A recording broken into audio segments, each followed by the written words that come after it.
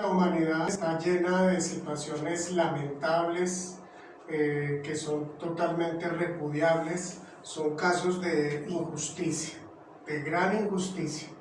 Y dentro de estos casos encontramos asesinatos de grupos humanos, la búsqueda del exterminio de grupos humanos, o en otros casos es el exterminio, el asesinato de líderes.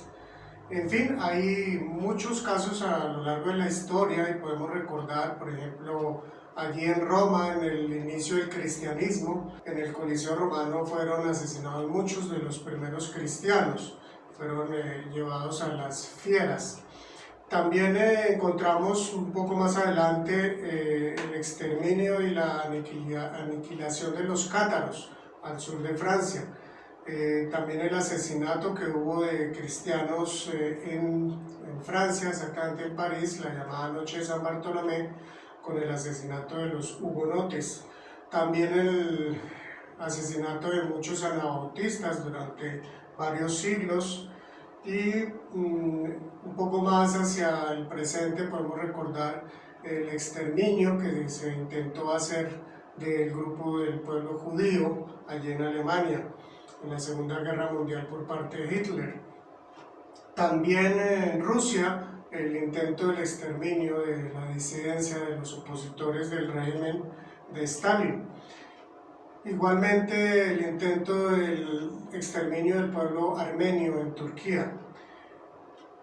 Han sido también asesinados líderes, pues tal vez el más relevante es Jesucristo mismo, que llegó a ser crucificado luego de varios juicios totalmente ilegales. A lo largo de la historia podemos recordar también a Juan Hus, a Dietrich Bonhoeffer, a Martin Luther King, en fin, muchos líderes. Quiero invitarles a ver aquí algunas imágenes que corresponden a los varios de los líderes que han sido asesinados aquí en Colombia, y estos líderes fueron asesinados durante las últimas 2 décadas del siglo XX. Son líderes en su mayoría que tenían una gran presencia a nivel nacional, que estaban haciendo cosas importantes por mejorar al país. Es así que en Colombia pues también podemos decir que encontramos muchos hechos repudiables. Ha habido en las últimas décadas también una gran cantidad de desplazamientos, ha habido asesinatos de niños, asesinatos de líderes sindicales, líderes sociales, en fin, ha habido muchas cosas también que son repudiables. Y ante todas estas situaciones, pues realmente lo que nosotros tenemos que decir es justicia. Queremos, anhelamos, necesitamos justicia. Es un clamor no solo del pueblo colombiano, sino de muchos pueblos, de muchas naciones, porque es la triste y cruda realidad que vivimos los seres humanos. Hoy entonces vamos a hablar sobre el juez supremo. ¿Por qué? Porque en este capítulo 15, versos 1 al 8, nos habla sobre Dios mismo, quien es el juez supremo. Vamos entonces a mirar el contexto de este capítulo 15 para ir ubicándonos y aprovechar al máximo esta lectura del capítulo 15 de Apocalipsis. Miremos entonces, allí en el capítulo 12 encontramos las primeras tres historias del total de 7 historias que comienzan aquí en el capítulo 12 y terminan en el capítulo 14. Entonces encontramos esta primera, que es la historia del pueblo de Dios, es representado en esta mujer que está encinta, y de aquí entonces proviene la segunda historia, que igual aparece a lo largo de estos capítulos, que es Jesús mismo, de donde proviene, del pueblo de Israel, proviene Jesús, y también posteriormente esta mujer también tiene una descendencia que la identificamos como el pueblo de la iglesia de Jesucristo.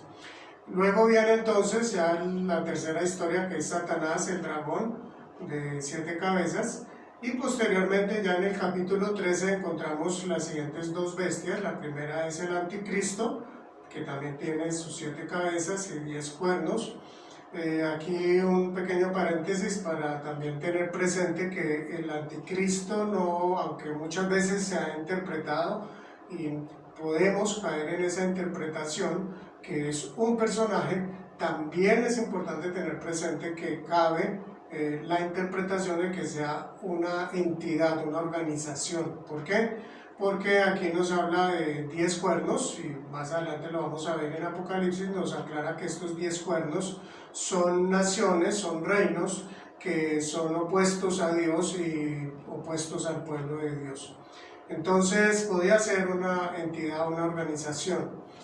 Simplemente pues porque es importante no tomar una postura de una interpretación pensando que es la interpretación la única, ¿no? Hay otras que son también válidas y desde luego esta también es válida. Bien, y la segunda bestia es la que sale no del mar sino de la tierra y es identificada como el falso profeta. La multitud entonces adora y aclama principalmente al anticristo, a la primera bestia y a Satanás, y siguen al falso profeta también. Luego entonces pasamos ya al capítulo 14, que son los 144.000, que es el último capítulo que vimos. Aquí entonces aparecen esta sexta historia que son los 144.000. Recordemos que estos 144.000 adoran a Dios con un canto nuevo. Y también nos dice que ellos han sido fieles al Cordero, le siguen siempre. Ellos se han mantenido puros, no se han contaminado y son intachables. Pero también entonces aparece en este capítulo 14 los ángeles, que es la séptima y última de las historias de esta sección del Apocalipsis. Recordemos que en total nos muestra 6 ángeles. El primero de los ángeles lleva el Evangelio eterno para todo el mundo, para todas las razas, todas las naciones. El segundo de los ángeles avisa sobre la caída de la Gran Babilonia. Recordemos que aún no nos ha mostrado el texto hasta este capítulo sobre la Gran Babilonia, nada más sino esto. Entonces aquí nos habla de la Gran Babilonia. El tercero está advirtiendo sobre el terrible, espeluznante castigo que van a recibir los que adoran a la bestia. Y es así como llegamos ya al cuarto de los ángeles, que lo que está haciendo este cuarto ángel es avisarle a Jesús que es el momento de la cosecha de los granos. Y luego sale del templo otro ángel, el quinto ángel, que lleva una hoz también, una hoz en una mano, y va a iniciar la vendimia, es decir, va a iniciar la cosecha de las uvas a partir del momento en que el sexto y último de estos ángeles le da la instrucción al quinto ángel de que debe iniciar la vendimia. Recordemos que esta última parte también nos narra algo que es un poco, bastante impactante, porque nos dice pues que esta parte en la que es pisada la uva, que nos hace ese símil, esa simbología con lo que Dios va a hacer, la justicia que Dios va a hacer sobre esa humanidad que se ha convertido en un enemigo acérrimo de Dios. Va a ser entonces esa justicia Dios, y dice que en un espacio de unos 300 kilómetros se llenó de sangre, y más o menos con una profundidad de 1,5 metros, un poco más, un poco menos, lo cual nos indica que este último juicio también es bastante fuerte, bastante duro para los que se han unido a la bestia y han rechazado a Dios. Bien, entonces así ya pasamos a esta parte del capítulo 15 que tiene que ver con estos 2 primeros versículos, y es la gran señal. Dice así el texto bíblico: vi en el cielo otra señal grande y maravillosa, 7 ángeles con las 7 plagas, que son las últimas, pues con ellas se consumará la ira de Dios. Vi también un mar como de vidrio mezclado con fuego. De pie a la orilla del mar estaban los que habían vencido a la bestia, a su imagen y al número de su nombre. Tenían las arpas que Dios les había dado. Entonces aquí lo primero que vemos es que Juan está encontrando una señal grande y maravillosa. Es otra señal maravillosa. ¿Por qué? Porque en el capítulo 12, el verso 1, habla diciendo así: vi una señal maravillosa, una mujer revestida del sol. Entonces está hablando aquí de esta mujer que está encinta, que identificamos con el pueblo de Dios, pero es entonces esa primera señal maravillosa. Aquí entonces Juan encuentra otra señal grande y maravillosa. Pero en esta parte Juan está viendo, dice que 7 ángeles con las 7 plagas que son las últimas, ahí en el verso 1, ¿cierto? 7 ángeles. Nuevamente aparece este número que es bien significativo a lo largo de todo el libro de Apocalipsis. 7 plagas. Y vamos a encontrar que más adelante nos identifica que estas 7 plagas son las mismas 7 copas de la ira de Dios. Es decir, aquí está haciendo la presentación de los últimos juicios que vienen ya entonces a concluir todo este proceso de juicios que Dios ha enviado a la tierra. Recordemos que encontramos esos juicios, los primeros aparecen allí en el capítulo 4 y tiene que ver con los 7 sellos. Va Jesús, el Cordero, va abriendo cada uno de estos sellos y esto lleva hasta el inicio del capítulo 8, esos primeros 7 sellos que tienen que ver con estos primeros juicios. Y luego a partir del capítulo 8, cuando ya Jesús ha abierto el último de los sellos, entonces se inicia en los juicios de las 7 trompetas que van desde el capítulo 8 hasta el capítulo 11, terminando el capítulo 11. Y ahora entonces vienen estas 7 copas de la ira de Dios. Básicamente habla en este capítulo 15 y lo vamos a ver ya más en detalle todo el capítulo 16.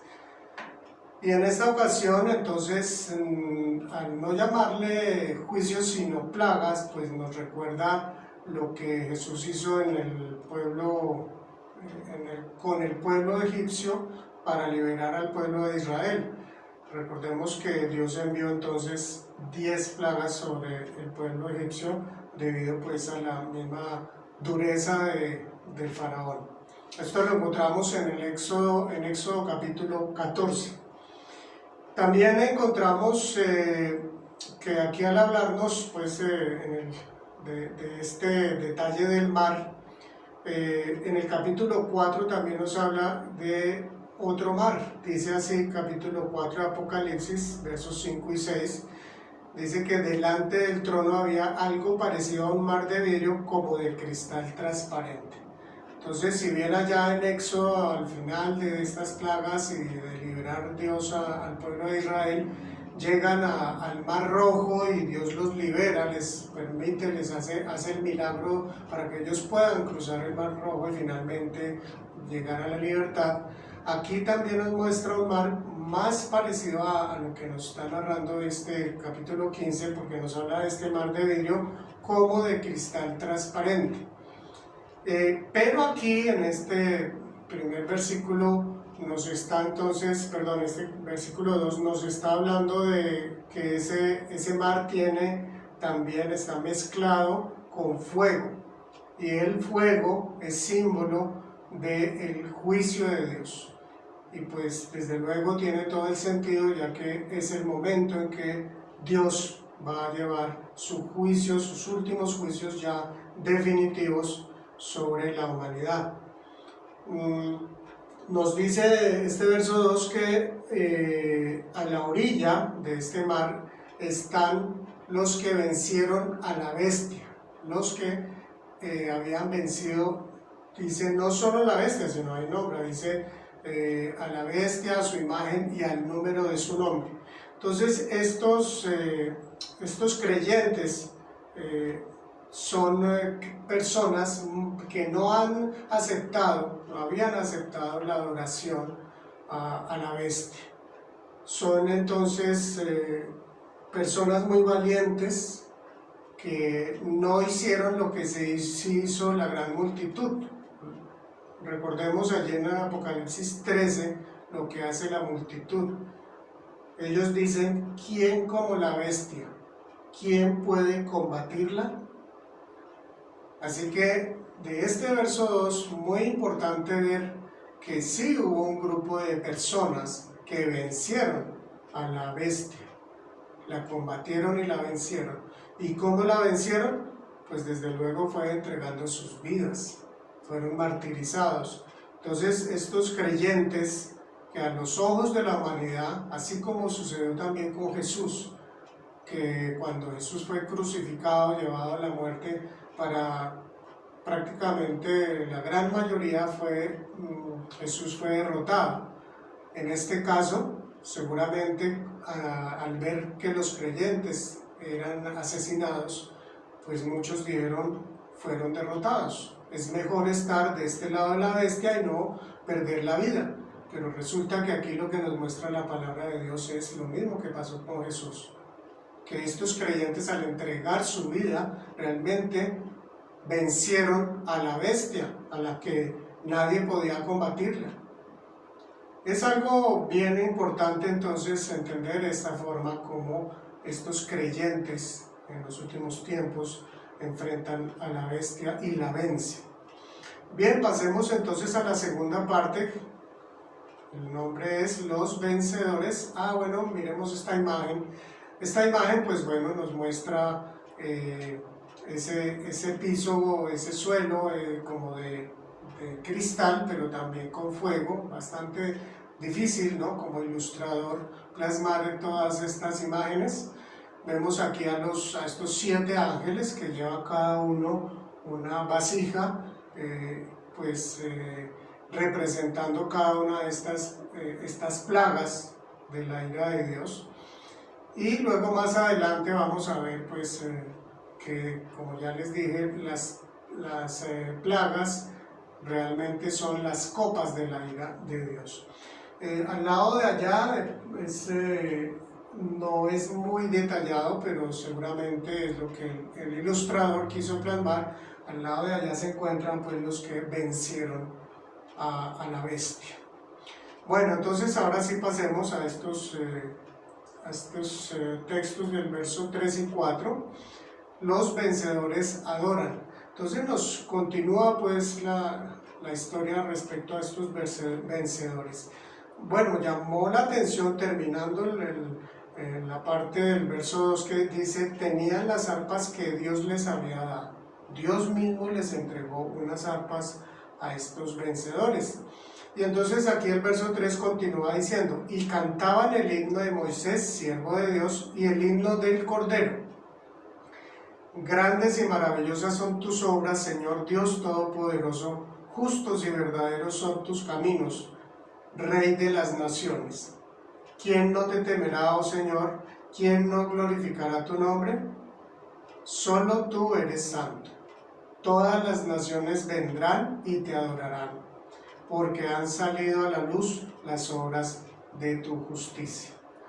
Bien, miremos primero este verso 3, donde dice que ellos cantan el himno de ¿quién? El himno de Moisés, siervo de Dios, y el himno del Cordero. Aquí nos puede estar haciendo entonces una alusión a lo que sucedió allá en Génesis capítulo 15, cuando el pueblo de Israel cruza el Mar Rojo y ya por fin llega entonces a su libertad. Allí entonces Moisés y María, su hermana, cantan ese cántico que ha sido pues así llamado Cánticos de Moisés y de María, capítulo 15 de Éxodo, del verso 1 al 18. Y este texto que acabamos de leer, donde nos habla pues de cuál es ese himno que cantan, ese himno de Moisés y del Cordero, es un himno desde luego de victoria, lo podemos ver aquí, este es un himno de victoria, y aunque no es el mismo que aparece allí en Éxodo 15, sí usa textos muy similares tomados de Jeremías 10 y otros textos también del Salmo 86. Pero entonces miremos, y les invito a que esto mismo lo hagamos con otras doxologías o cantos de adoración a Dios que ya han aparecido en capítulos anteriores aquí del Apocalipsis. Esta primera parte que dice: grandes y maravillosas son tus obras, Señor Dios Todopoderoso. Pudiéramos rápidamente leerlo y decir: ah, sí, son grandes y maravillosas, el cosmos, el universo, el macrocosmos, el microcosmos, toda la creación de Dios es maravillosa.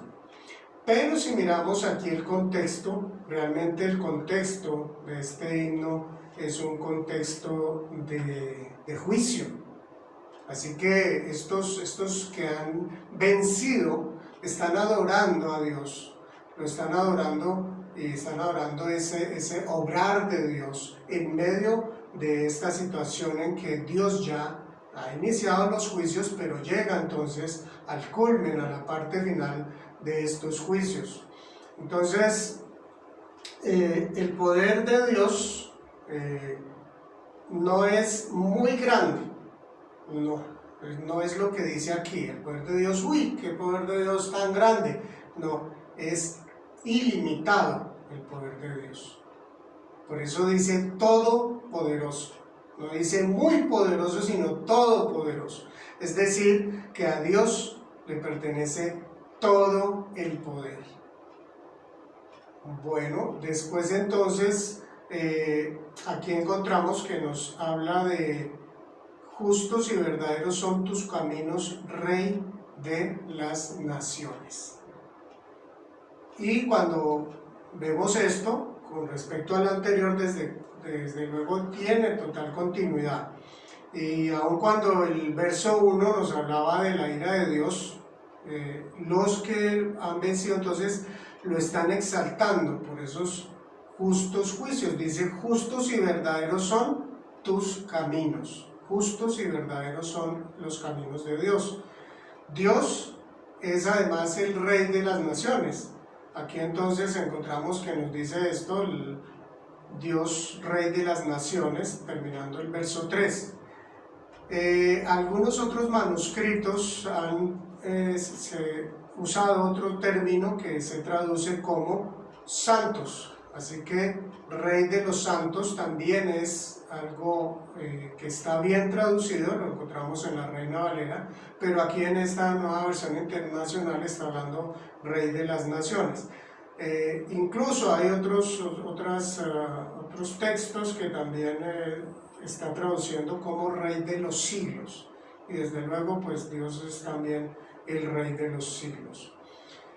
Y aunque hoy las naciones, prácticamente la totalidad como naciones, no lo aceptan a Dios como el Rey, como su Rey, sí podemos decir que un día así será. Y esto es lo que más adelante aquí en el verso 4 encontramos, donde dice que todas las naciones vendrán y te adorarán. Es lo que encontramos en esta adoración aquí en el verso 4. Todas las naciones vendrán y te adorarán. Pasemos entonces aquí al verso 4, que está hablando de esta adoración, y dice: ¿quién no te temerá, oh Señor? ¿Quién no glorificará tu nombre? ¿Quién no te temerá, oh Señor? Estas son dos preguntas, de esas preguntas que se llaman preguntas retóricas, es decir, que con la misma pregunta podemos encontrar la respuesta. ¿Quién no te temerá, oh Señor? ¿Quién no glorificará tu nombre? Pues nadie. Nadie vaya a llegar a ese punto en que no lo haga. Es decir, todos los seres humanos temerán al Señor y le adorarán, y glorificarán su nombre. Pero cuando nos habla de este temor, ¿quién no te temerá?, es un temor reverente. No está hablando aquí de terror, de miedo, de angustia, de pánico, no. Está hablando de un temor reverente. Es como lo que nos habla el autor del libro de Hebreos en el capítulo 12, allí en los versos 28 y 29. Este autor dice de la siguiente manera en estos versículos: así que nosotros, que que estamos recibiendo un reino inconmovible, seamos agradecidos. Está hablando desde luego a los creyentes, a nosotros. Inspirados por esta gratitud, adoremos a Dios como a Él le agrada, con temor reverente, porque nuestro Dios es fuego consumidor.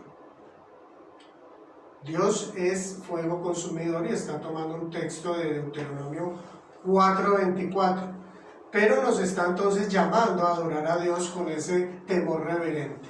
A veces se nos vuelve Dios un Dios demasiado bonachón, buena gente. Para muchos llega a ser eso. Es un Dios que finalmente no hay que tenerle ni respeto, pero debemos de cuidar eso, porque realmente Dios es un Dios de autoridad total. Es un Dios, como dice aquí, terminando este texto de Hebreos 12, Dios es fuego consumidor. O sea que nos acercamos a Dios desde luego con amor, con gratitud, pero siempre teniendo claro que Él es Dios. Nosotros somos creación, no somos Dios. Miremos entonces la siguiente imagen mientras avanzamos pues con este versículo 4. Dice: ¿quién no te temerá, oh Señor? ¿Quién no glorificará tu nombre? ¿Cierto? Estas entonces dos preguntas también encuentran respuesta en ese texto conocido de Filipenses 2, 9 al 11. ¿Quién no te temerá, oh Señor? ¿Quién no glorificará tu nombre? Pues aquí en Filipenses el apóstol Pablo, que está hablando acerca de Jesús, que se humilló, siendo Dios mismo, se humilló y fue hasta la muerte de cruz. Concluye a partir del verso 9, dice: por eso Dios, hablando de Jesús, por eso Dios lo exaltó hasta lo sumo y le otorgó el nombre que está sobre todo nombre, para que ante el nombre de Jesús se doble toda rodilla en el cielo y en la tierra y debajo de la tierra, y toda lengua confiese que Jesucristo es el Señor, para gloria de Dios Padre. Así que todos los seres humanos, incluso los que le rechazan hoy en día y le han rechazado en el pasado, todos llegarán a reconocer la soberanía de Dios, la autoridad de Dios, la grandeza de Dios. En esta imagen pues vemos lo mismo, igual, una ilustración. El ilustrador aquí representa pues a estos vencedores, que pues igual, ¿no? Ahí el texto no nos dice exactamente quiénes son estos vencedores. ¿Serán los 144,000? ¿Serán los que entregaron su vida antes de haber llegado pues este tiempo, antes de llegar la bestia? ¿Serán todos los creyentes? No sabemos. Ahora sí dice que Dios les entregó un arpa a cada uno. Algo también muy significativo pues que nos muestra el amor, el reconocimiento, la gratitud, bueno, muchas cosas respecto a Dios. Bueno, y este versículo 4 también entonces nos dice: solo tú eres santo. Allí ya terminando, ¿cierto? Solo tú eres santo, y luego dice: todas las naciones vendrán y te adorarán. De eso pues acabamos de hablar, pero sigue y dice: porque han salido a la luz las obras de tu justicia. Cuando dice solo tú eres santo, entonces nos está hablando de esa característica que tiene Dios como Dios único. Solamente Él es santo. Si bien a sus hijos también nos llama santos, es en otro sentido. La santidad nuestra es simplemente que nosotros hemos sido apartados para Dios. Pero Dios es santo, santo, santo. Es la forma como la literatura de los judíos exaltaba algo a lo sumo. Entonces, Dios es ese único ser que no tiene pecado, que es absolutamente santo. Recordemos que Dios también es el único que no tiene principio ni fin. Él es eterno. Él está fuera del tiempo y del espacio. De hecho, Dios creó tanto el espacio como el tiempo. Dios es el único que es todopoderoso, como ya lo vimos en el texto anterior, es que tiene un poder sin límite, no que tiene mucho poder, sino que su poder es absolutamente sin límite, tiene todo el poder. Él es además el único creador verdadero, el único verdadero creador. ¿Por qué? Porque Él crea de la nada. Nosotros los seres humanos lo único que hacemos es tomar cosas que ya existen y nosotros somos como personas que transforman, pero no creamos de la nada. Dios es además el único dador de vida, tanto de vida material como de vida espiritual. Así que Dios es el Dios de vida por excelencia. También Dios es el único omnipresente, es el Dios que está en todo lugar y en todo espacio sin ningún límite. Él es omnipresente, pero también Él es omnisapiente, es decir, lo sabe todo, nada está oculto a Él. Así que su conocimiento es total, es absoluto, es perfecto. Entonces, concluye esta última parte de la adoración y la alabanza diciendo eso, porque han salido a la luz las obras de tu justicia. Es decir, tu justicia, Dios mío, por fin ha salido a la luz. Por fin tú vas a hacer justicia. Es entonces esta expresión de gratitud y de gozo de estos que han sido victoriosos, que vencieron a la bestia, ¿cómo? Entregando sus vidas. Y está el gozo y la alegría de ver que Dios, el único ser perfecto, absolutamente perfecto, que todo lo conoce, que sabe incluso las intenciones del corazón de cada ser humano, va a hacer justicia. Una justicia perfecta como no ha existido en la historia de la humanidad. Así que esto que vimos al comienzo, de tanta injusticia que ha habido en el mundo, va a haber un tiempo en el que llegará esa justicia perfecta. Incluso de tantas situaciones y circunstancias que no están escritas, que no aparecen en la historia, muchas cosas que están en lo oculto, muchas cosas que solamente conocen las personas cercanas a estas situaciones. ¿Cuántas injusticias han habido que conocemos nosotros de personas que alguien nos cuenta y no necesariamente que salen las noticias o que forma parte de la historia? Son muchas. O injusticias que se han cometido con familiares nuestros, con amigos, incluso con nosotros mismos. Esas injusticias Dios va entonces a tenerlas presente para hacer justicia, una justicia perfecta. Bueno, pasemos ahora ya a esta tercera y última parte, que va desde el verso 5 hasta el 8. Dice así: después de esto miré, y en el cielo se abrió el templo, el tabernáculo del testimonio. Del templo salieron los 7 ángeles que llevaban las 7 plagas. Estaban vestidos de lino limpio y resplandeciente y ceñidos con bandas de oro a la altura del pecho. Esta parte la he llamado el cielo abierto, y pues desde luego tiene que ver con esta visión que tiene el apóstol Juan. Y entonces dice: después de esto miré, y en el cielo se abrió el templo, el tabernáculo del testimonio.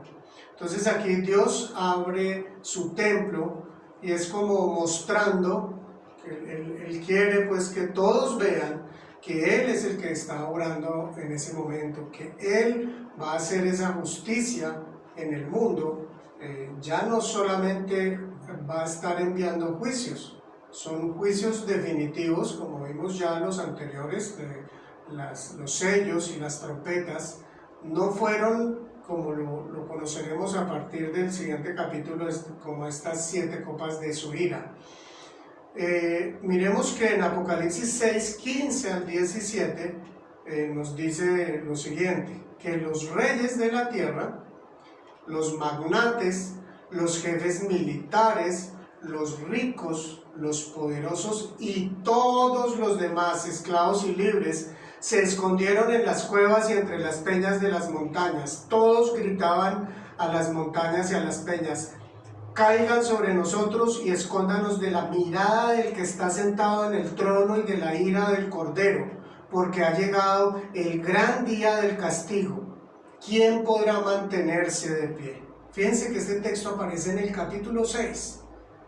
Y aquí entonces volvemos a esta parte donde entendemos ya Dios está abriendo el templo y está permitiendo que se vea entonces también su presencia, su gloria, más exactamente su gloria. Entonces Dios está obrando de una manera diferente y especial, ¿cierto? Dice que Él abrió el templo, el tabernáculo del testimonio, es decir, el lugar de su morada.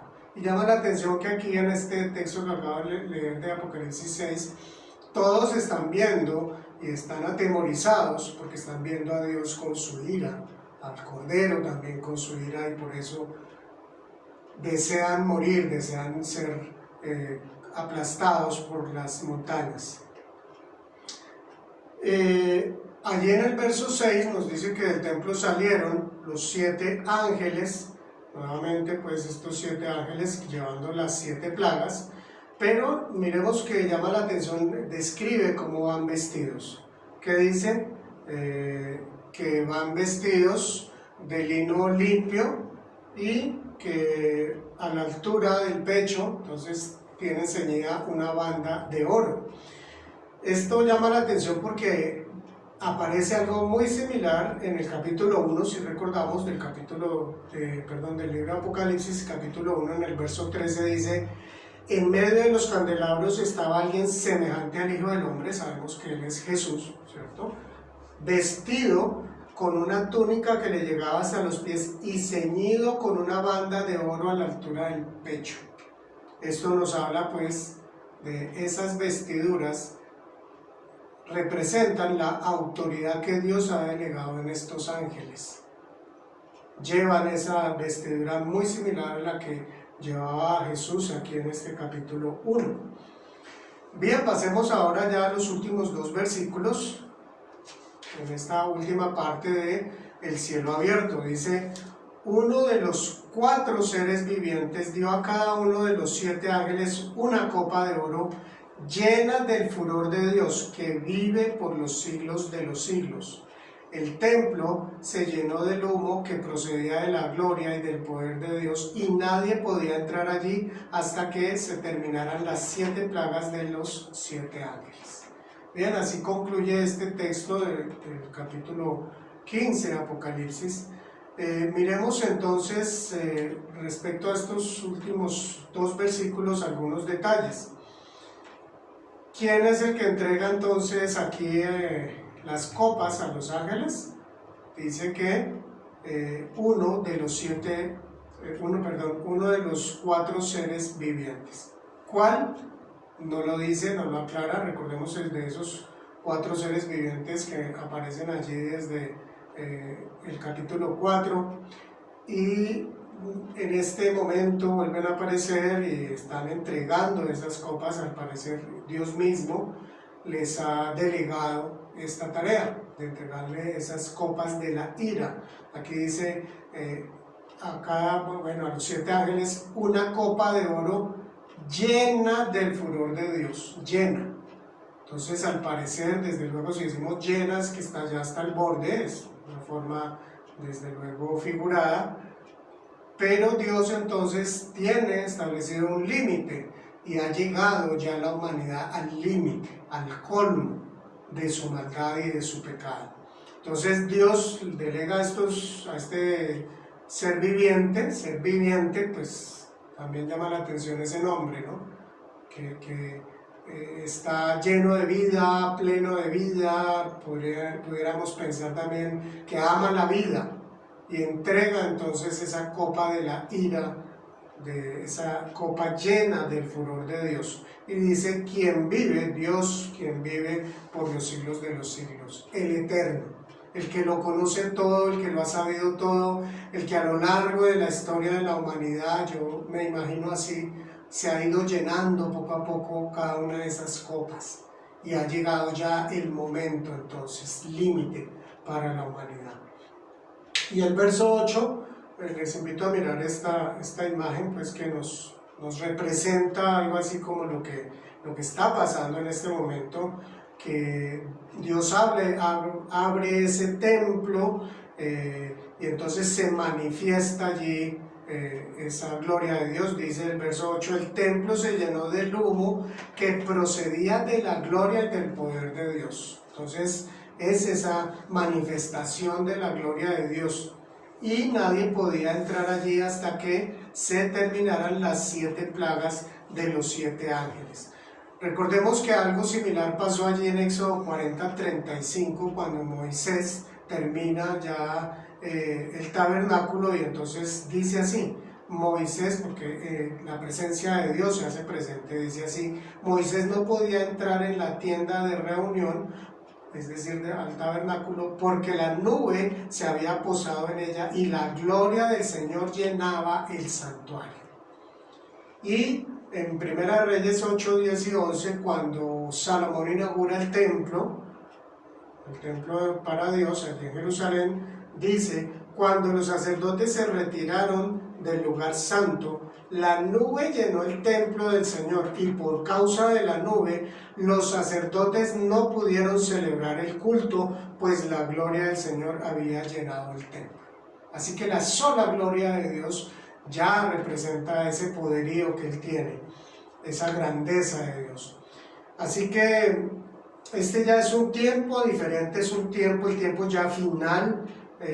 Recordemos que dice aquí, nadie podía entrar allí hasta que se terminaran las 7 plagas de los 7 ángeles.